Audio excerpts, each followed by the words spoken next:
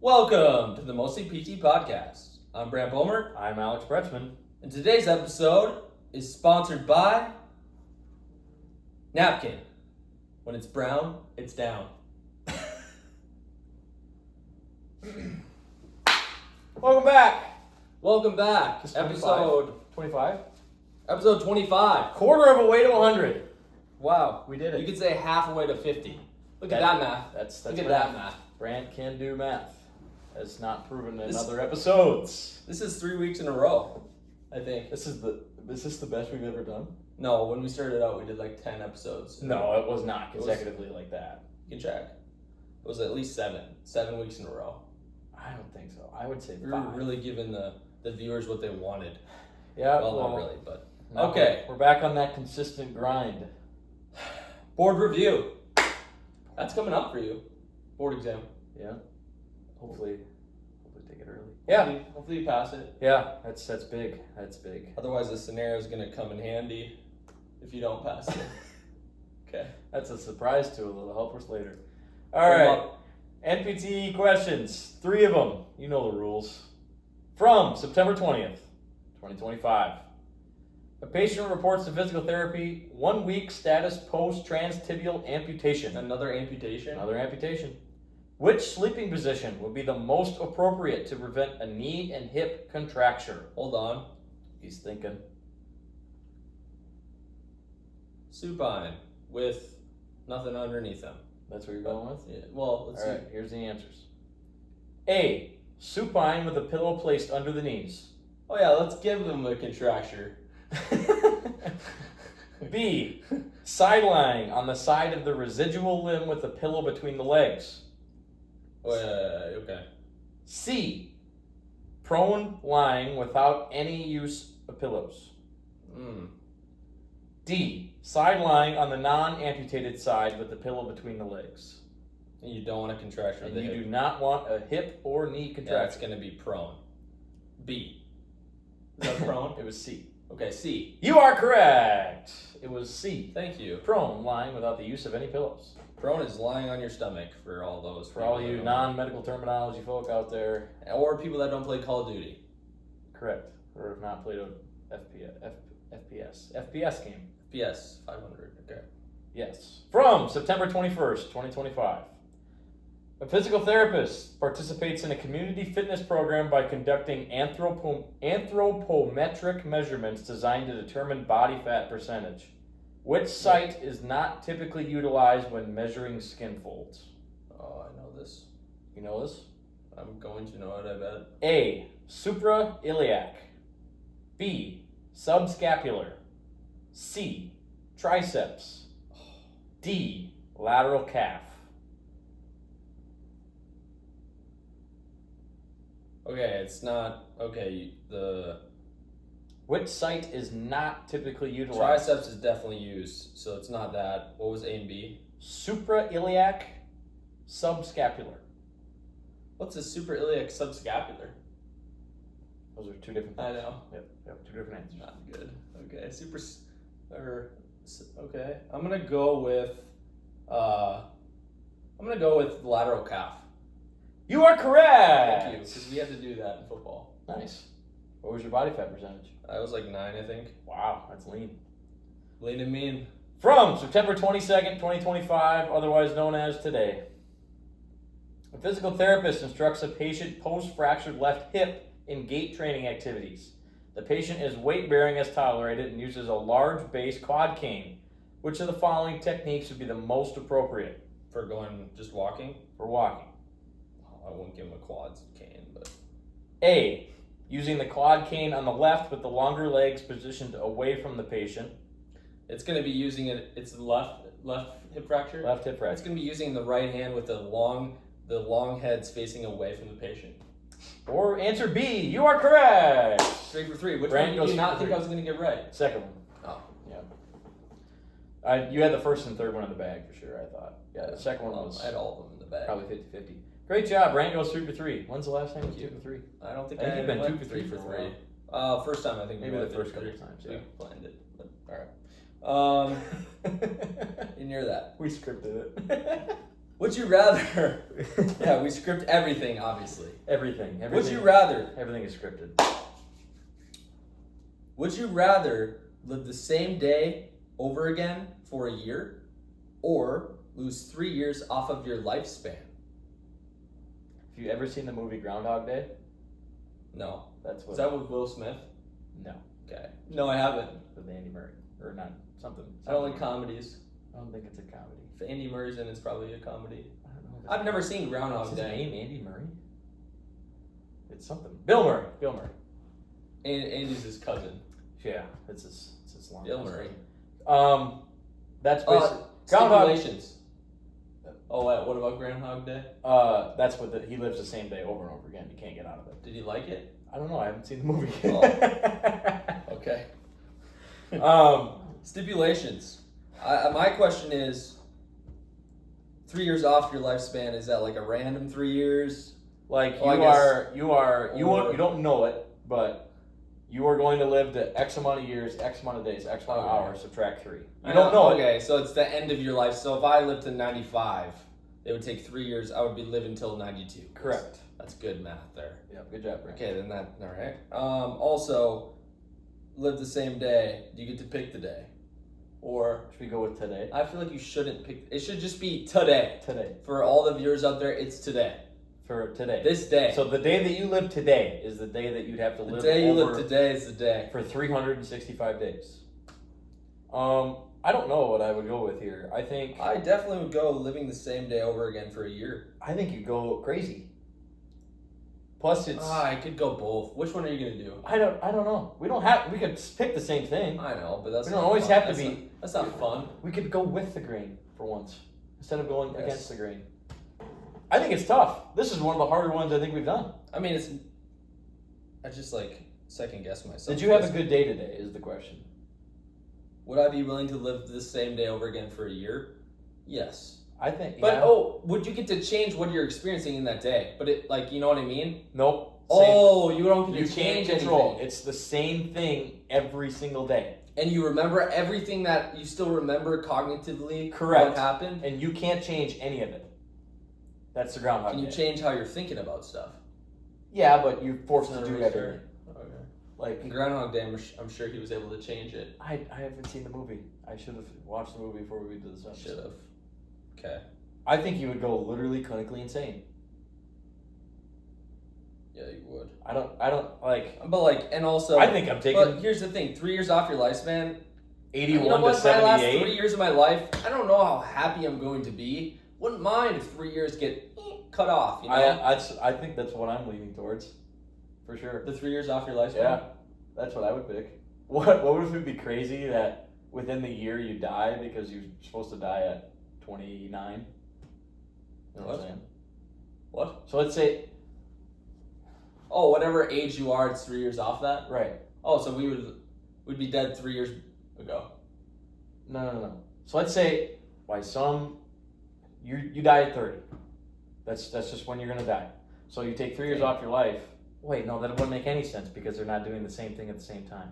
What? I just I'm talked confused. disregard everything I just said. I tried to put both of them together. I think if we're gonna go the day it is today, that's how you have to relive, or is it 3 years taken off? Oh, yeah, 3 years taken off your life right now. And then you just go throughout your life. It should be you just lose 3 years. You lose a span of 3 years randomly. No, that'd be Yes. terrible. There you go. Like all of a sudden you like skip a year? No, like let's say you're 90 years old, you randomly lose 3 years, all the memories, everything from those 3 years. Oh, that It would just be goes terrible. away. Well, it could be like, It goes away. oh, I'd still pick it. I'd still pick it. Yeah, well, if you lost like your childhood memories. Yeah, but like, that'd 3 be kinda years, sad. it's okay, but it's at random, and it's not like it's going to be 6, 7, 8. Yeah, true. 6, 7. 6, 7. I didn't even try to do that. Oh, that was awesome. All right, so which one are you going with? I'm taking the 3 years. I'm gonna go living the same day. I think you'd go insane. I couldn't hit upper day in the gym for 365 days. I'd be going crazy. Yeah, but I mean, especially if it's randomly you lose 3 years, like it's a year and you get to experience that day. That's going to give you a lot of information to think about how you want to live your life for the rest of the time. Right, because in the movie... Because I can think differently, in the movie, I just can't change in the anything. movie, I do know this tidbit, like he tries to do things differently, but it doesn't matter because he just ends up waking up and doing the same day. So would it be like that? Right, so you could change things, but you literally have to wake up and it's September 22nd every single day for a year. Well, if you really think about it, you're kind of living the same day over and over again. It's just your environment's different. Now that's a deep thought. Let us know in the comments. Whoa! No, I don't know what I'm thinking. you don't know what you're thinking, but you probably should pick something because it's I picked 3 years. I picked 3 years off. Okay. I think I would go insane if I did the same thing or had to like if think about it right now. You do a lot of the same things every day.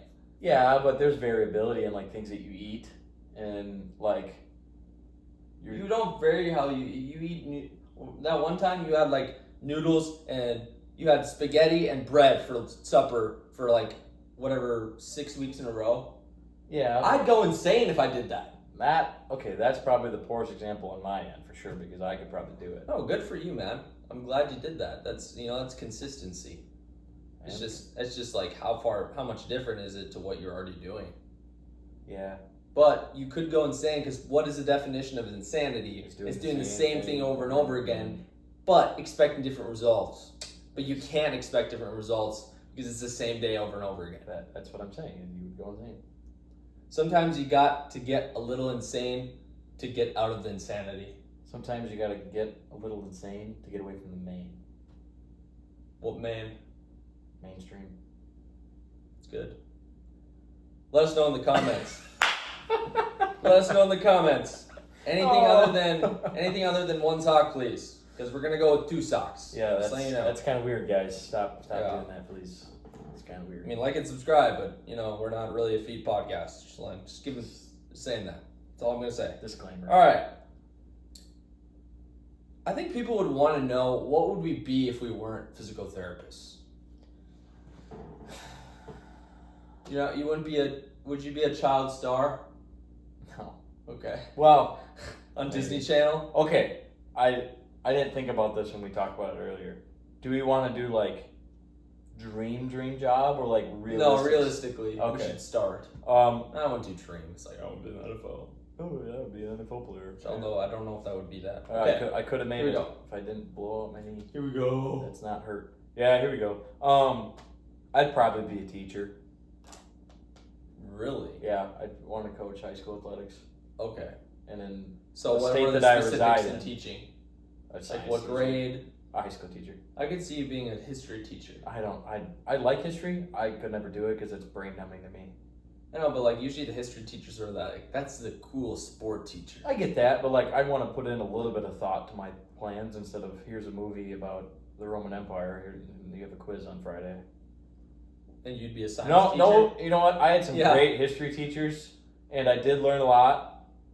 Probably know about the average U.S. and world history. I like U.S. history. U.S. history. I don't like world history. Not so much. It was okay. There was just a lot. Okay, besides the point, you'd be a science teacher. I'd be a science teacher. I'd be a chemistry for sure. I really like chemistry. Or I'd be the biology. What's a covalent bond compared to a non-covalent bond? Like an ionic bond? Covalent bonds are the molecules are more like each other, and ionic bonds one extremely different. What's milk? Milk? Covalent bond. You would be a good science teacher. Hydrophobic versus hydrophilic? I'm hydrophilic.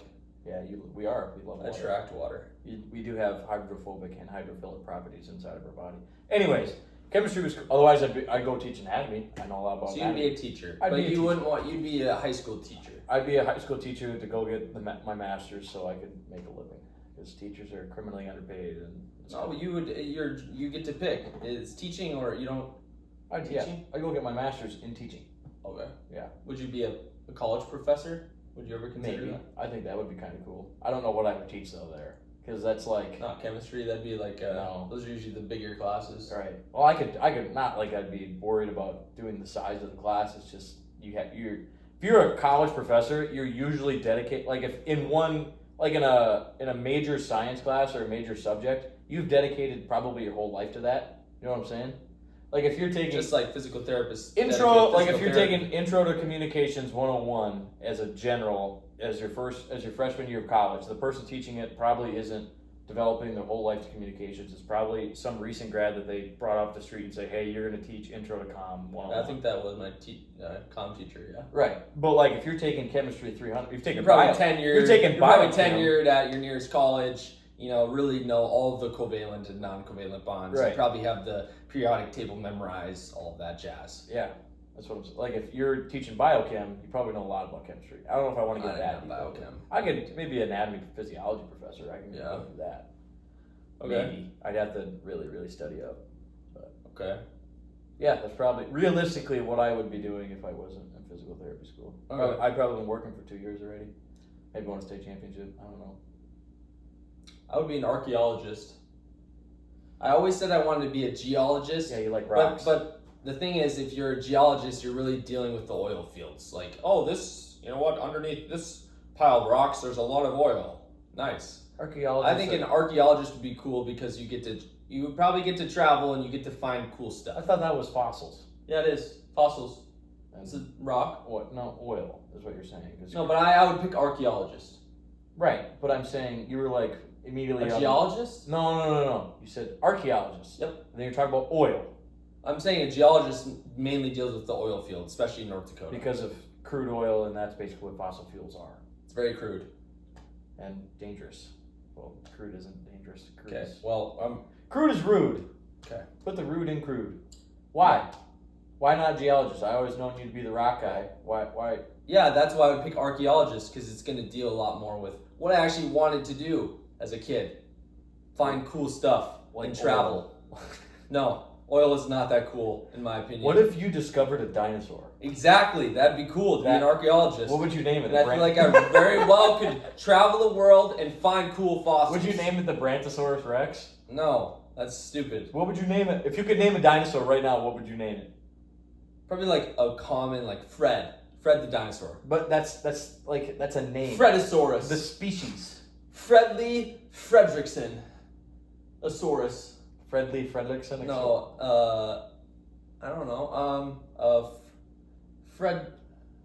I already gave you my answer. No, I get to pick my answer. All right. A Fredosaurus. A Fredosaurus. Short for, or long for Fred. Yeah. Like T-Rex. How cool would that be? You just, what do you do for a living? I travel the world finding cool rocks. Finding dinosaur bones. Bones aren't rocks, or fossils aren't rocks. Okay, well, most people would think it's rock. I saw a video on how like diamonds aren't very rare at all, and it was basically a monopoly company that found all the diamonds and then they jacked up the prices. There's enough diamonds for everyone in the world. There's also man-made diamonds called Zubin's accordion. So, and that is the same thing as a diamond. It's just made in a lab, but it's the same thing. I'd buy a lab-grown diamond. I would too if you saved money. No one's gonna know. Yeah, there's gonna be all that. No, I definitely would say that's lab-grown. You don't love your wife. Archaeology. Interesting. Does the size of the diamond equate to how much you love your wife? That could be a good question for the pod. We should have to say that for next time. That's a terrible question. It is a terrible question. I would say it doesn't, but that's my short answer. I would say also no. It's not about the size of the diamond. Restart. It's not about the size of the diamond on the hand. It's about the size of the hand for the diamond. You could have went so many different ways with that. You chose. Yeah, well, I wanted to. You chose the worst way. Flow, so it's not about the size of the diamond. It's about the size of the love for the woman. You could have said that. That's not rhyming. It still doesn't have to rhyme. Oh yeah, I guess it doesn't. You know what? It might not have made sense, but it sounded cool, and that's archaeologist. It might not have made sense, but it sounded cool, and that's all that matters. Archaeologist and a teacher here. Yeah. Maybe I'll do it. Maybe I'll just like go around when I have like money and I can actually do stuff. Go travel, find some cool rocks. I could my free time. Yeah, I can definitely see you doing that. Go on a little date. Hey, you want to go rock hunting? Okay. No. I think we should. I think we got. Let's just go to the PT. Yeah, I think that was a great discussion. It was. I thought I would have for sure said geologist for you, but here. Yeah, if geologists did encompass finding cool rocks, which I'm sure it does at some point, like different areas, but in North Dakota, which is not where we're located. It would be mainly in the oil fields. You put our tags in TikToks all the time. I know. Subscribe to the TikTok. Mostly PT Pod. Handle. That's the handle. Same thing. Just all right. Type in the same thing. Blood flow. Oh, I have a quick question. Oh, okay. So blood flow. Blood flow. I would have guessed geologist for you. What would you have guessed for me? Star Child. No.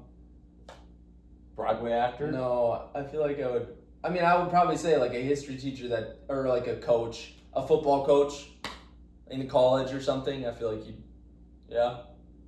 I like it. Not little kid. I don't think you could do you would do well with little kids. Though, my kids are gonna. You almost great. have I'm gonna win less so patience many. than I do. We are gonna win so many youth football championships. It's going to be insane. Really? Well, what if your kid comes That's the one thing out and they just they're like, just a chess player? Hey, we're gonna be good at chess. What if they want to be a ballet dancer? We're gonna be good at ballet. Yeah, They can do whatever they want. Obviously, we have a strong influence towards sports that I played. If you want to be a soccer player, we're gonna be a good soccer player. Guess what you do? In their little crib, you put a little soccer ball. That's automatically gonna go, hey, inclined to soccer. In the cognitive phase, the best thing to do is just put the sport around them and just let them. Don't teach them anything. Just let them be in the element. Is that I feel like that's kind of. Is that wrong? No, I don't think it's wrong. Is every environmental influence factor wrong in your life? Good point. That's a question for another day. All right. Blood flow restriction. Blood flow restriction. BFR. BFR. Whew. Love BFR. I use it in the clinic. I'm certified. I want to get certified in it. I think it's cool. It is, and it is fun to learn about when you're getting certified. Yeah. Alex, what is blood flow restriction training? All right. So, in layman's terms, or the best way that I can describe it, of how I understand what's physiologically happening, they take this cuff and they put it around a leg or an arm. It's not okay. It's not going to fit. Yeah, it's not. And they calculate something called limb occlusion pressure. Let's not get that far. Let's not get into that. I think. Anyways, they pump it up with what's hydraulics, basically. Have you guys ever seen a blood pressure cuff? Basically the same thing. They pump it up, and it basically makes the blood flow restrict from going distally into the limb. And what that actually does for rehab purposes is it can simulate heavy strength or endurance training without actually loading up the muscle that much. Okay. Would you agree with that? Is it strength or endurance? Strength. Okay. Yeah. Endurance probably isn't the right word. Yeah. So you're simulating a really high resistance training workout without actually putting the patient through resistance training workouts. Yeah, you can. That's a good way of explaining it to a patient, right? By the way. So you're at like them squatting 405 pounds 10 times, but actually they're just doing their body weight because they are diminished blood flow to their extremity. It's good for, right? Well, we can say good for. It's commonly used. Here's my. You want to hear what I kind of say? Of like, yeah, if I'm a patient and I'm post-op ACL and you want to do BFR, why are we doing BFR? Well, I'd probably talk about loading first. So like right now, let's do shoulder. After your shoulder surgery, you can only lift a coffee cup. Yep. Or a pound. Yep. And guess what? That's not good because you could lose a lot of muscle for one, if you're not lifting stuff that's heavy. True. And you haven't been able to move your arm. So we either want to maintain that or increase it a little bit when we can't lift stuff that's more than a coffee cup. Maintain or guess what? I'm going to put this cuff on you and we're going to trick your brain to basically thinking it's lifting heavy stuff. Yeah. I think that I was kind of, I don't know, they didn't really teach us like that's how you should say it, but I feel like it's in more an effective way. It's pretty easy. That's a good layman's term. Yeah, that's the one thing that I really didn't include is it's basically allowing them to experience weight-bearing activity without actually weight-bearing. I never heard that. Like if I don't know if you get the same weight. Maybe not. Yeah, not weight-bearing properties, but if you were to, like, if you're going to squat a lot of weight, you obviously have to be weight-bearing, and you can get that same muscle fatigue without having to weight bear. Yeah. So like doing a straight leg raise. Yeah. I just don't like the explanation I use. Like, does it actually trick your brain? No, because your brain knows what's going on. It's has blood flow restriction, and it's just harder for the muscle to work. So like if they want a more detailed explanation, I go, okay, so let's say you were to run 4 miles in a row. You ran 4 miles straight. You need a lot of oxygen for that. Well, let's say you're lifting heavy stuff. You don't need that much oxygen. Your body uses a different energy system to actually get that done. Mm-hmm. Well, when we restrict your blood flow, it's restricting oxygen, and it's making you think that you're doing the stuff that we're like lifting heavy stuff, but you're not. You're lifting a little teeny little coffee cup. Yep.